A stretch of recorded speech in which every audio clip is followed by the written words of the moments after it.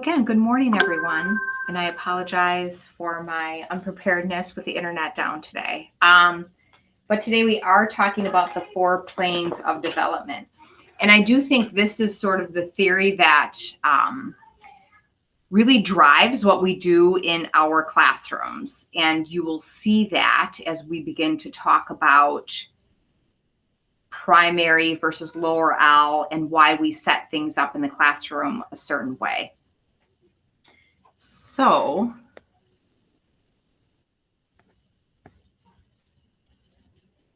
okay, I apologize. I don't know how to swipe from the left to go back. Oh no, I can't go to my next slide. Yes. Okay, all right.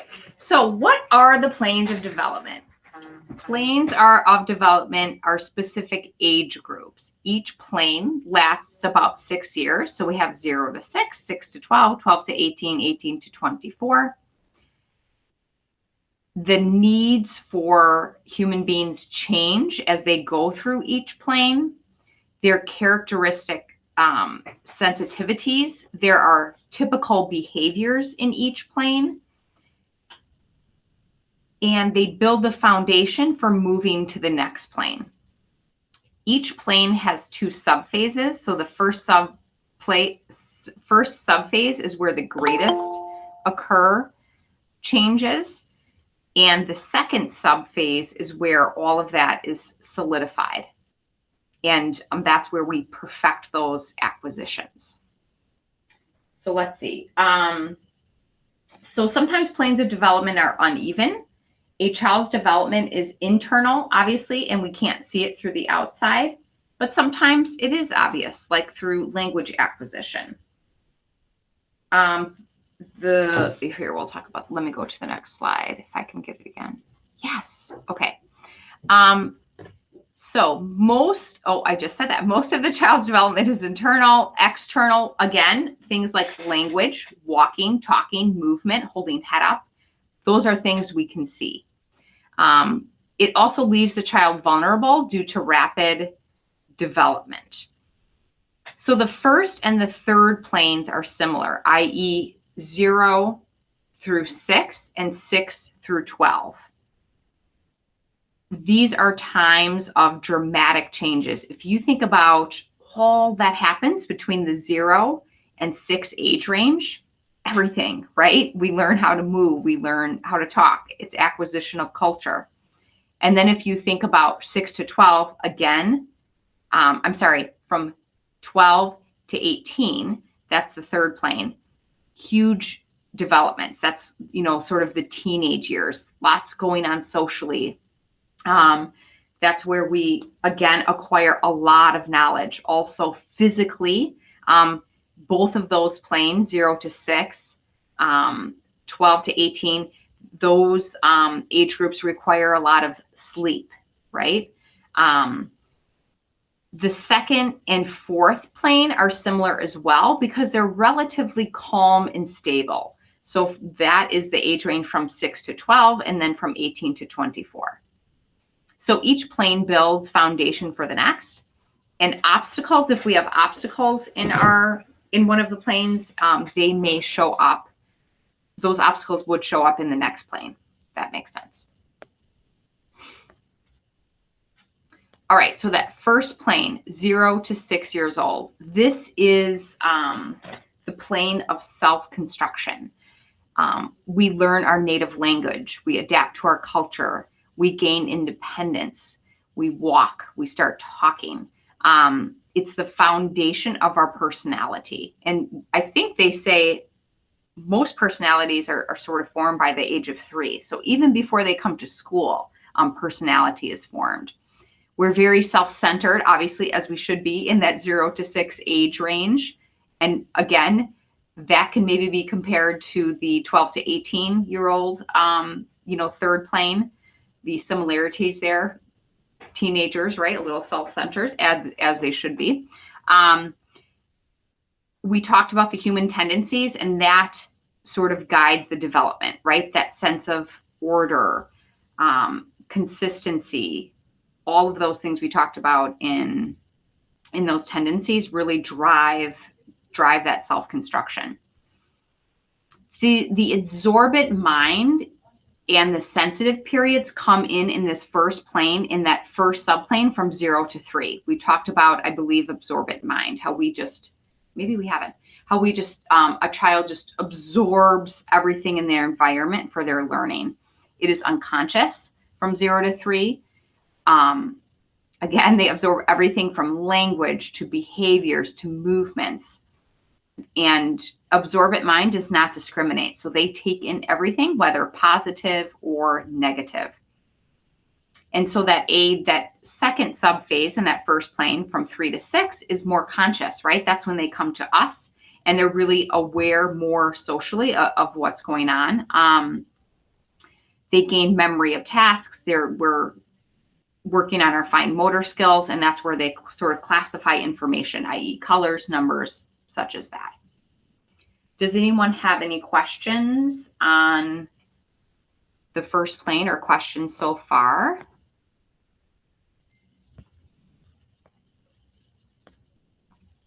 Okay. So as we say, those planes build on each other. That first plane is the most important, right? It's the greatest physical growth that you will have in his or her life, in our lives. Again, if we compare that to the third plane, lots of physical growth between the ages of 12 and 18, right? Children grow taller, their body becomes more, I guess you could say, like adult-like, and lots of changes physically, right? Physical, intellectual, emotional, social, spiritual. And sometimes it's challenging if you're raising children who are in the same plane, right? Because you have a 0 to 6-year-old, and if you have a 12 to 18-year-old, it's just a lot of growth happening, lots of changes. And so that can present a challenge.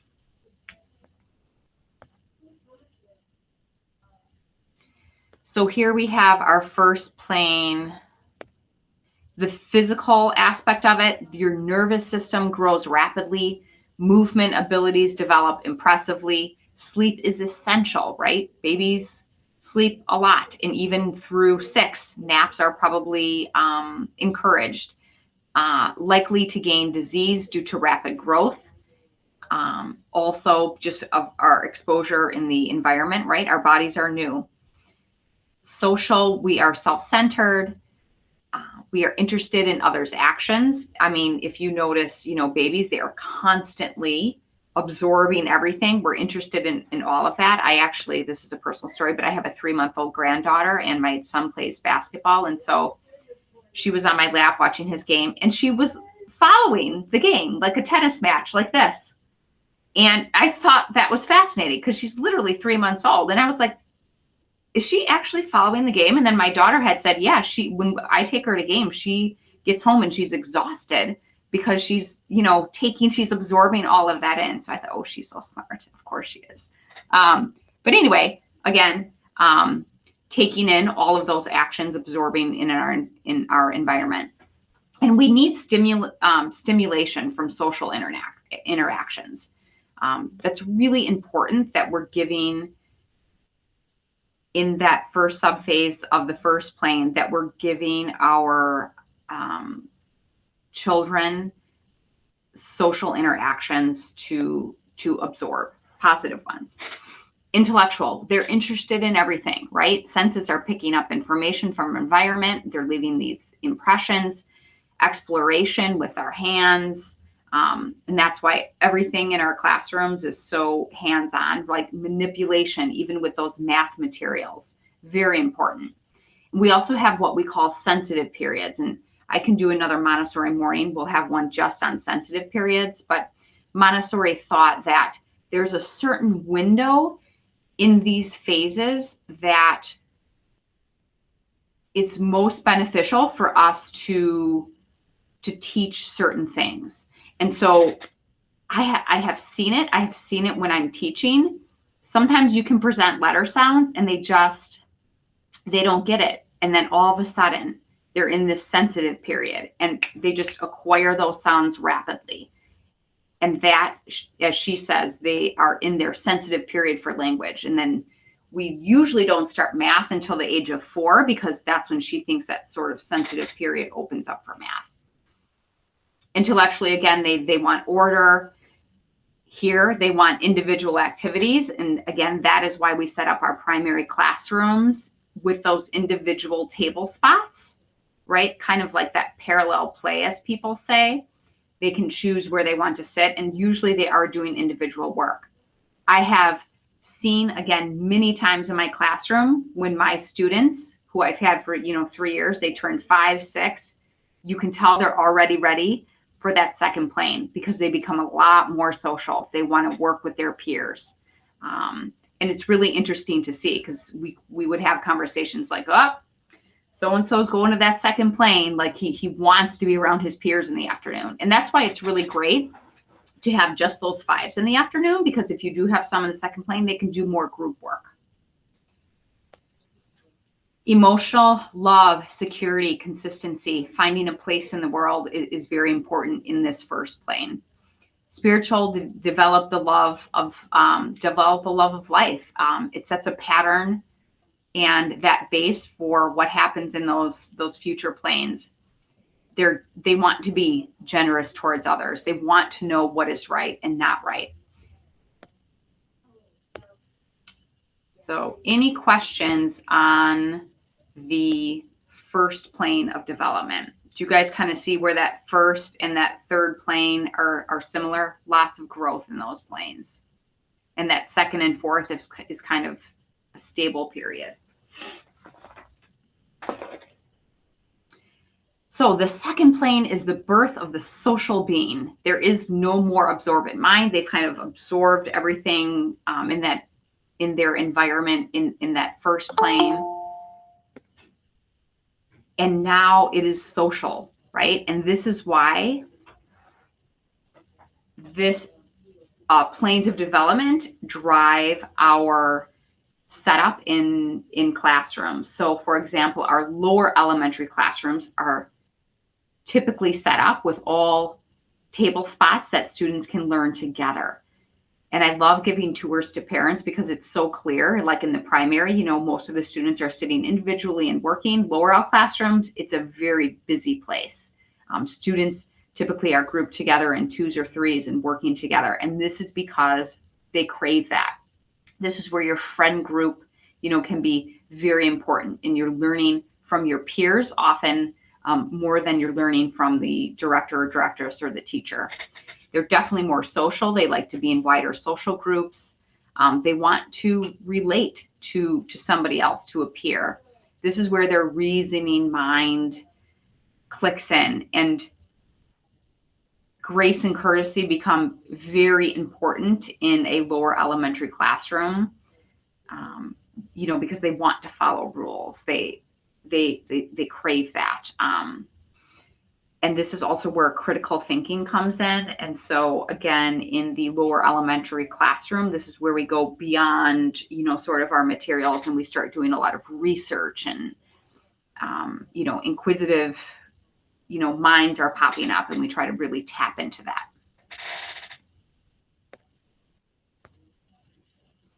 So in our second plane, physically, we're seeing we lose our baby teeth, we grow taller and thinner, our hair becomes thicker, we take greater risks and challenges physically, maybe playing sports such as that. Socially, they should have time away from home with their peers. Again, this is where organized sports would start to take place. Their little social groups like to make rules or rituals. They become very loyal to that social group. Intellectually, the reasoning mind, again, comes into play. Their imagination. This is where, we start doing research on planets and dinosaurs and all of these things where our mind our imagination is taking us. They learn more intellectually in this plane than any other. So 2nd to 12 is a huge, well, as Montessori would say, this is where we're learning that base. And if you think about it, it's sort of true, because it's first, second, third grade, right? Usually after we're reading, hopefully at a third, fourth grade level, we're kind of readers. After that, we're not learning to read, we're reading to learn, right? And that's where all of that comes in. Let's see. Yep, so we learn more intellectually in this plane than any other. It's logical. They have a logical mind. They want to know how. They want to know why. They think deeper about things. They learn, again, best in a group, working with peers. That is a strong motivator for our students. And again, that's why our classrooms are set up that way in lower elementary. Emotional peer groups are important. They seek role models. They need positive role models. They tend to be emotionally stable. Hopefully there are no more tantrums at this age. History lessons and cultural work are all sort of coming into play. And again, you can sort of see the emotionally stable in this plane. And then if you compare the first plane with that third plane, a lot of emotional instability, especially in the younger years, obviously in those teenage years too, just because there's just that immense physical growth, as well. What do we do with our bodies when they're growing so fast? And so that's why this plane is sort of the calm plane. Spiritual, we develop a conscious in the second plane. We reasoned, we want reasoning behind moral codes. They love fairness. They are all about fairness, and that is on a daily basis when I walk into the little Laura. Well, he went to the bathroom and he went this. So we try to really keep those at a minor things by making, freedom of movement, freedom of using the bathroom, right? Because again, they are really about fairness and what is happening over here should be happening over here. Consistency is very important. They want things to be fair.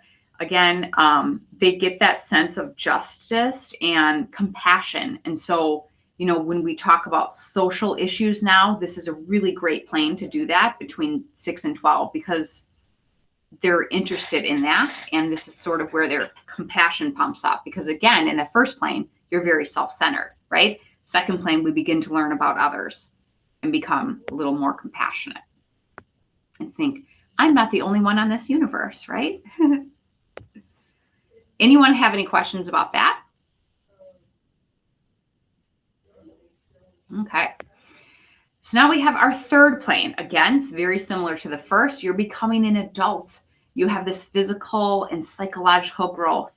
You're going to be more self-sufficient.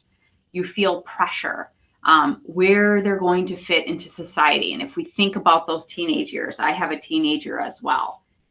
True. This is so true. But again, their social group is very important, as well. But if you think about those teenage years, you then start to think, where am I going? Who do I want to be? And that goes all the way, through 18, where we sort of, maybe starting college as well. Oops. So again, your third plane, physical, hormones in this phase. And again, having a 16-year-old son, oh my goodness. There are some days where we can have a 30-minute conversation and it's deep and it's amazing. And other days he doesn't think I exist. So it's super, very, very interesting, those hormones. But anyway, sleep, again, so important in this phase because there is such that physical growth. They need the sleep. The body needs the sleep. And you would think we would sort of know this by now. And that's why I think high school should start a little later, in my opinion, because, they need the rest. They need that support for good health. And socially, of course, friends are very important. They want to find their place. They need social experiences and they need real role models. That's very important in this third plane as well. Intellectual, the capacity does not increase, but their depth of knowledge does. And I love that. because we, like I said, in that second plane, we learned all this information. We know about dinosaurs, but now in the third plane, we can really dig deeper into those things that we're interested in. So the capacity doesn't increase, but the depth of understanding does. Their interest is selfish. Again, like we see in that third plane. Yep. So from 12 to 18, they tend to be selfish. That's okay. That's the plane of development they're in. They have a tendency for creative work. Again, trying to find themselves. How can they use their skills and what they have to be creative? They should be given a lot of choices. They love nature. They love practical work. Again, very much like our first plane, like practical life, right? Purposeful. Work should be purposeful for them. They're learning who they are in relation to society. Where do I fit in, right? Think about the teenage years. That's what it's about. Like socially in high school, you're really trying to find out, where do I fit in? And that can be challenging. So they are emotionally fragile, and I'm just correct, this is so real to me. They are emotionally fragile.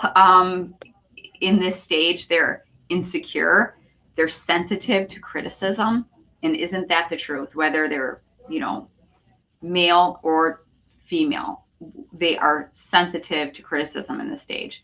They're very self-conscious, right? Because they're learning where they fit in. And so if you're unsure about where that is, you become very self-conscious. They have self-doubt. They do have a need for respect, though. They have a need for independence. And again, this is where freedom comes with discipline. I've talked about this for 0 to 6, that often parents will say, gosh, they have a lot of freedom in the classroom. Trust me, that comes with discipline. And if we see that they can't control that freedom, that's, when we have to step in. And again, if you think about maybe teenage years, and I'm experiencing this, okay, your curfew can be this. Can you handle it? Can you handle driving the car? If not, I may have to get, a little more discipline in there. Their spiritual side sort of comes through experiences. So experiences are very important, I would say, through all planes, but I think especially in the third plane, I think it's important that they experience different cultures, right? Because again, they're trying to fit in. And I think about this even honestly, religiously too, exposing them, of course, to what family believes, but exposing them to other things as well. Any questions about third plane? And so this is exciting because our school board votes on, I'm sorry, I said any questions and I didn't wait. Does anybody have any questions?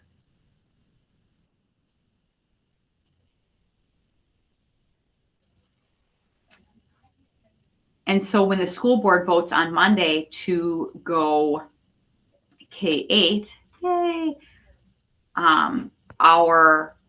this is where sort of like those third plane children are, right? So our adolescent classroom in 7th and 8th grade is very much set up for these third plane children.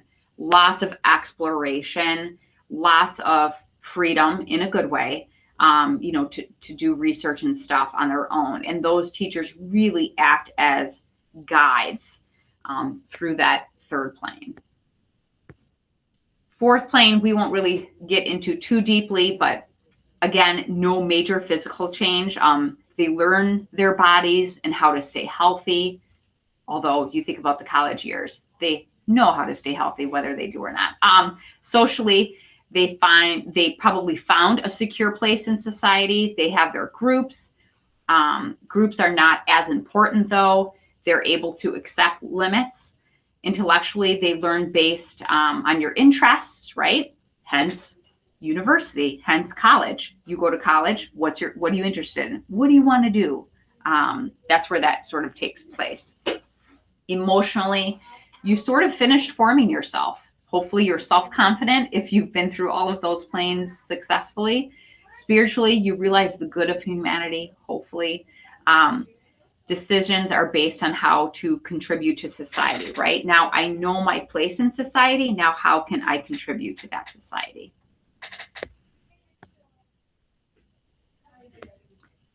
Okay. Does anyone have any questions at all about 4 planes? Does it make sense to you? Do you see this in your own children? I am going to do my best to share this video. It's sort of an encapsulation of what I talked about, but she probably says it a little more eloquently than me. Of observing and working with children in cultures throughout the world. And what Montessori saw is that development occurs in 4 distinct stages, each about 6 years in length, starting at birth and ending around the age of 24. She called these stages planes of development. Each plane builds upon the foundation of the previous plane, but is marked by distinct developmental differences. These differences are so distinct and so profound that Montessori actually called the emergence into a new stage of development a rebirth. We've got a new child with new characteristics and new developmental needs. So because we've got this new child, each plane of development requires a slightly different approach and a different learning environment. And it's through these observations that Montessori was able to develop plans that, uniquely met the needs of each developmental plane. So the child is different in each of these stages of development. So the environment we have the child within has to be different. We have to have things that are going to respond to those developmental needs. And we have to remember that while we are going to lay some foundations in prior planes, each plane is also its own distinct time. So we can really meet a child's needs within that plane. So let's talk about the first plane of development from birth to age 6. The child has a massive developmental task ahead of them. This child goes from a relatively helpless, individual newborn to a 6-year-old who can walk and talk and understands their culture and the relationships within it. That's a profound developmental task in 6 short years. There's some particular developmental characteristics that support the child in the task of creation at this age. They have what Montessori called an absorbent mind that takes in everything around them, and sensitive periods that highlight some areas of developmental focus at different ages. And our environments then respond to these characteristics of the child to support their self-construction at this stage of development. Now, around the age of 6, we see a shift. The mind is no longer absorbing information. The mind becomes a reasoning mind. They're asking questions of why, and they want to know more. This mind of the 6 to 12-year-old is ignited by imagination, by thinking of things beyond what they can see and touch. They're focused on intellectual independence. They want to gain a lot of knowledge and know how the world works. So we see that we need an environment that changes, that supports this new child who has emerged. Now, around the age of 12, we see another new child emerge. There's another rebirth into the 3rd plane of development. And in this plane of development, we see developmental shifts again. The child is, going through a passage to physical, emotional, psychological adulthood. And there's a lot of, developmental activity going on, a lot of creativity and change going on in the child. They feel very connected to their social group. They're trying to figure out where they belong in broader society. There's a social independence that's the focus at this age. And around the age of 18, we have another shift in their development, a new plane. And in the 4th plane of development, we see a young adult who is trying to firmly find their place in society, focus on their area of specialization, see how they're going to fit into the broader culture. And the focus is what Montessori called economic independence, that by the end of this plane, we have an adult who can live and contribute within society. What Montessori hoped is when a child has been supported in their self-construction optimally through each of these stages of development, the adult who emerges knows themselves, knows the society around them, feels a strong sense of responsibility to society and a sense of belonging and how they can contribute. And this was Montessori's hope for a more peaceful and collaborative society. Thank you. So yeah, I think, she said a lot of the things that we had talked about, and it does make me think that what we do in our Montessori classrooms is intentional, right? Our theory drives our instruction. Our theory drives our prepared environment. Theory drives materials. And so I think it's important for parents to understand, it's a very intentional space that you have your children in. And that's a great thing, right? In my mind. And I think also, we are very socially, this new sort of socially emotional, language.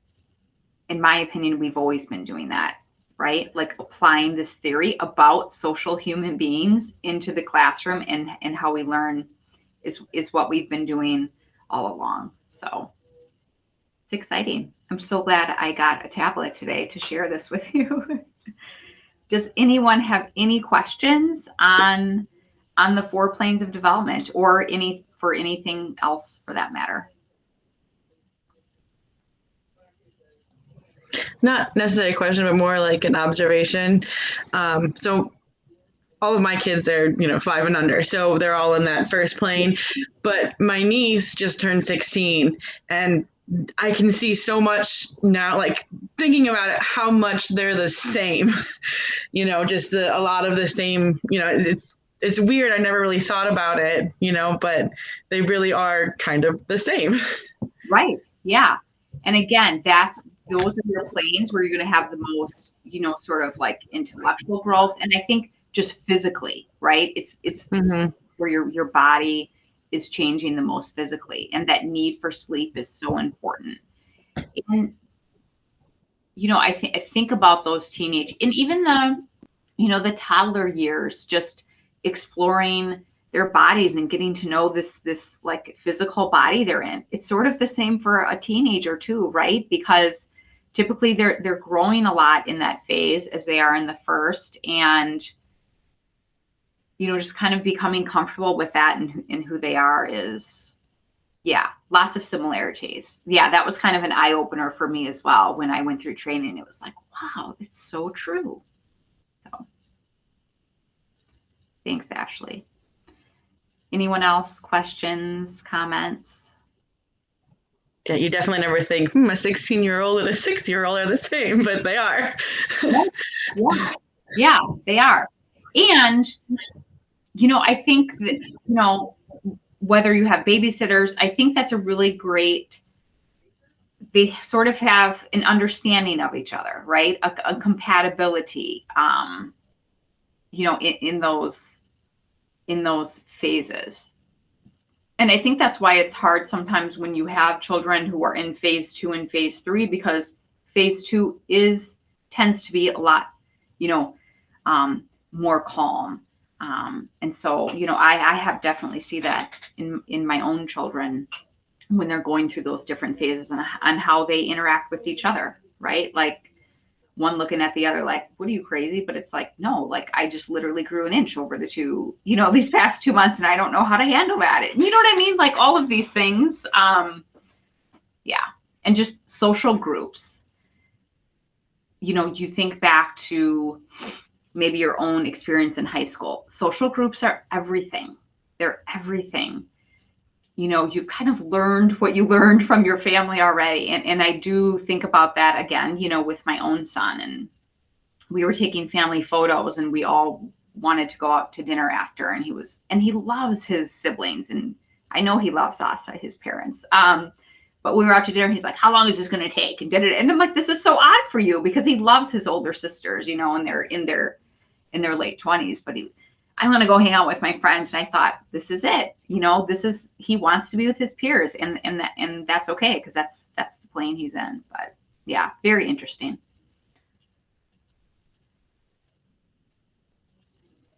Not to like dominate the conversation, but and I can also see it with my soon-to-be 6-year-old. Like, she literally turns 6 next week. She, I can see her start that change into, who she is, kind of, in a way. I can see her start doing that adjustment to the next plane. And it's kind of cool to see, like, especially now that, I know more about it, it's kind of cool to like watch her change, what she wants, what she needs. It's kind of neat. Yeah, I agree. And it's neat. And that's why I also love the mixed age groups and having students for 3 years, because in primary, we see that tremendous growth, from 3 to 6. And then it's kind of like when you send them off to lower L, it's like, we've seen all of this progress intellectually and socially. But yes, it's I guess, I don't know, bizarre, or you can see that. Again, I knew when my students were entering, it's not like boom, one day, oh, they're in the second phase, they're ready. But you can see that growth of, I want to now be more, I want more group lessons. I want to learn from my friends more than my teacher. And I think that's why we set them up to be so independent as well, because especially in, I love going to Miss Clinn's class in the afternoon. Those kids are running that classroom in the afternoon with their jobs, they're so independent, and, they look to each other, they look to the community and how they're going to solve things. And I think it's an amazing thing. But yeah, I could definitely tell when my student, and sometimes when I taught, we would let those students, because, sometimes they turn 6 right away, September, October, and it can be a little disruptive, right? Because they want to be social. They want, to talk to the 3s and tell them what to do. And, when it's like, no, they need that parallel play. They need that time. They're still in the first. So sometimes if we had students, we would send them to a lower elementary classroom just so they could get that social need met.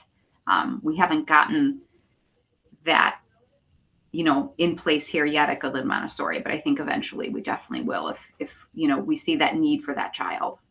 Instead of saying, what's going on with this kid? And, he's not listening, he's not doing this, and he doesn't, want to listen to me anymore. And it's like, wait, we have to think about that plane, that he's in, and again, set up that environment, so that we can, service them in the best way possible. Okay. Any other questions, comments? Okay, great, I guess.